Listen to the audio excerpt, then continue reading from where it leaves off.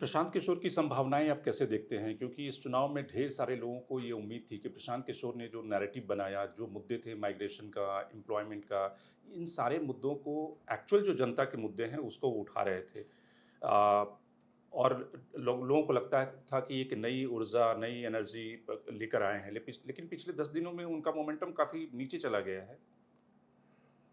जब हम लोग इलाहाबाद में पढ़ते थे तो अक्सर से जब दो लोगों के बीच में रिश्तों की बात होती थी, खास करके लड़के और लड़की में, तो लोग ये कहते थे कि एक आदमी है जो कॉफी फेंट के बनाता रहता है और जब पूरी कॉफी बन जाती है तो दूसरा आके पी जाता है।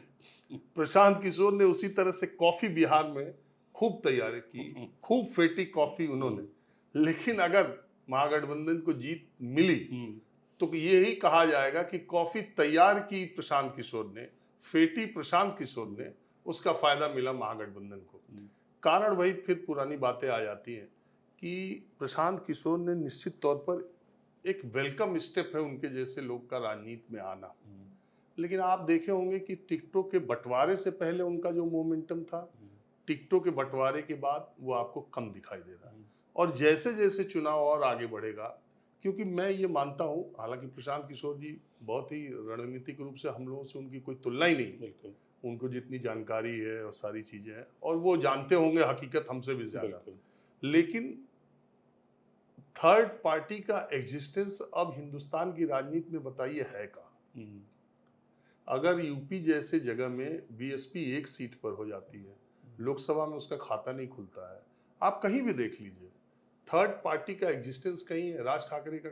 महाराष्ट्र में है, हुँ, कहीं है, हुँ, कहीं तो हमको नहीं दिखाई देता। तो फिर बगल के बंगाल में देख लीजिए, आप यूपी में देख ही रहे हैं, बिहार में देख लीजिए, मध्य प्रदेश में, राजस्थान में, कहीं भी, हुँ, गुजरात में थोड़ा इमरजेंस हुआ था आम आदमी पार्टी का, तो उससे क्या उससे फायदा रूलिंग पार्टी को ज्यादा हुआ। हुँ, जितनी सीटें उसकी आ गई गुजरात में बीजेपी की, हुँ, तो इसलिए प्रशांत जी के कुछ उम्मीदवार तो बहुत अच्छे हैं हुँ, और हो सकता है कि अप्रत्याशित सफलता कुछ सीटों पर उनको मिल जाए। हुँ, लेकिन जो वो कहते थे कि हमारी सरकार बनेगी या नहीं बनेगी तो हम लिख के दे देते हैं, हुँ, उसकी स्थिति तो नहीं दिखाई दे रही। लेकिन उनके कुछ कैंडिडेट्स बहुत ही अच्छे हैं हुँ, और उनको सही तरीके से विधानसभा में जाना चाहिए। हुँ। कई सारे लोग ये भी कहते हैं कि प्रशांत किशोर का ये जो चुनाव है स्टार्टिंग पॉइंट है। पॉलिटिक्स में नीतीश कुमार की यही स्थिति थी जब वो पहला चुनाव बिहार में विधानसभा में लड़े थे, 6 सीटें आई थी। लेकिन नीतीश कुमार बिहार की धरती पर जमे रहे और उसके बाद का इतिहास हम सब जानते हैं नीतीश कुमार आज की तारीख में कहाँ कहाँ हैं। प्रशांत किशोर की जो असली लड़ाई शुरू होगी 2025 के बाद, अगर वो 6% 7% 8% का वोट शेयर ले आते हैं और जमे रहते हैं, तो 2000 जो अगला चुनाव जो 2029 और 30 का होगा, वो कहीं न कहीं प्रशांत किशोर उसमें एक बड़े प्लेयर हो सकते हैं। आपको लगता है कि वो तब तक जमे रहेंगे? नहीं, जमे रह सकते, वो तो कहते हैं कि हुँ, वो हुँ, कहीं नहीं जाएंगे हुँ, और एक वो मजबूत विकल्प खड़ा कर सकते हैं। हुँ, लेकिन सवाल ये है कि उनका मजबूत विकल्प आरजेडी के खिलाफ मजबूती से खड़ा होगा या जेडीयू और बीजेपी के खिलाफ खड़ा हुँ, होगा। हुँ, ये बड़ा सवाल है ना, हुँ, क्योंकि बीजेपी के खिलाफ प्रशांत किशोर खड़े हो पाएंगे, हुँ, उससे ज्यादा संभावना ये है कि आरजेडी के खिलाफ प्रशांत किशोर खड़े हो जाए। हुँ, आप शायद मेरी इस हुँ, बात से सहमत होंगे। हुँ, दूसरी बात ये है कि हम मैंने पहले कहा कि प्रशांत किशोर को तो हम लोगों से बहुत ज़्यादा समझ है। वो ऐसे कच्चे खिलाड़ी तो है नहीं कि हुँ, वो 2023 में आए और 25 के नतीजे आने के बाद चले जाएँगे। हुँ, वो यहाँ पर बने रहेंगे। हुँ, लेकिन नीतीश कुमार का 2 चुनाव हार जाना हुँ, और 1985 में चुनाव लड़ना हुँ, और जीतना पहली बार, 2 हारने के बाद और यहाँ की राजनीति में बने रहना और एकाएक से उनका बहुत ताकतवर हो जाना, हुँ, वो ऐसे नहीं हुआ। अगर आप उनकी संकर्षण ठाकुर जी तो बिल्कुल। बहुत अच्छे जर्नलिस्ट हैं जो अब नहीं रहे। उनकी किताब पढ़िए तो उसमें उन्होंने बहुत अच्छी एक जानकारी दी।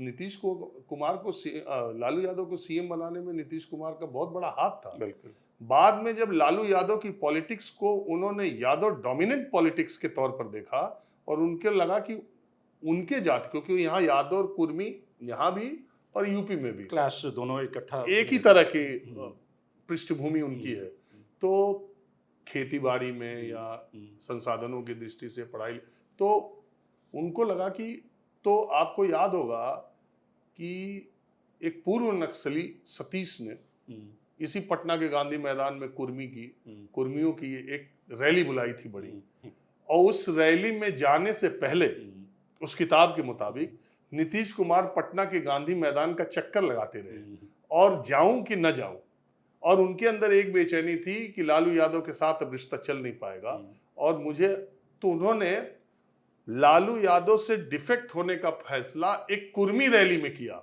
जो उनकी बुलाई नहीं थी, जिसका आयोजक कोई दूसरा व्यक्ति था। उसके मंच पर हिचकिचाते हुए वो चढ़े, लेकिन मानना तो आपको ये पड़ेगा कि वो उनकी जातीय रैली थी, एक जात की रैली थी, सिर्फ कुर्मी चेतना रैली, तो वो उस पे चढ़े। प्रशांत किशोर ऐसी किस रैली पे चढ़ेंगे? और जब वो मतलब इसको बहुत सारे लोग देखने वाला कहेंगे कास्टिज्म की बात कर रहा है और ये वो, लेकिन ये तो सच है, ये तो मैं फैक्ट बात बता रहा हूँ। तो आप समझिए। और एक ये बेसिक डिफरेंस उनके और प्रशांत के, मुझे लगता है कि प्रशांत किशोर नीतीश कुमार से प्रभावित होकर बिहार की राजनीति में आए थे, और उन्हें ये लगता था कि इस आदमी ने काम किया है, इसकी लेगेसी को आगे बढ़ाने के लिए अब बिहार में दूसरा कोई नेता नहीं है, और मैं अगर परिवारवाद, भ्रष्टाचार, और उनको कोई जरूरत भी नहीं है, बिल्कुल जितना कोई नेता भ्रष्टाचार से कमाएगा उसका कई गुना तो उन्होंने अपने कौशल से कमाया। मुझे ऐसा लगता है कि नीतीश कुमार से वो इंस्पायर्ड होके आए थे, और उनको लगा था कि बिहार में नीतीश कुमार की लेगेसी को आगे बढ़ा के 20 साल जो इन्होंने किया 15 साल, अब इसको और एक्सपेंड करके बिहार को एक उभरते हुए या इंडस्ट्रियलाइज या जो भी कह लीजिए विकसित राज्यों की श्रेणी में लाने में उनकी एक कारगर भूमिका हो सकती है।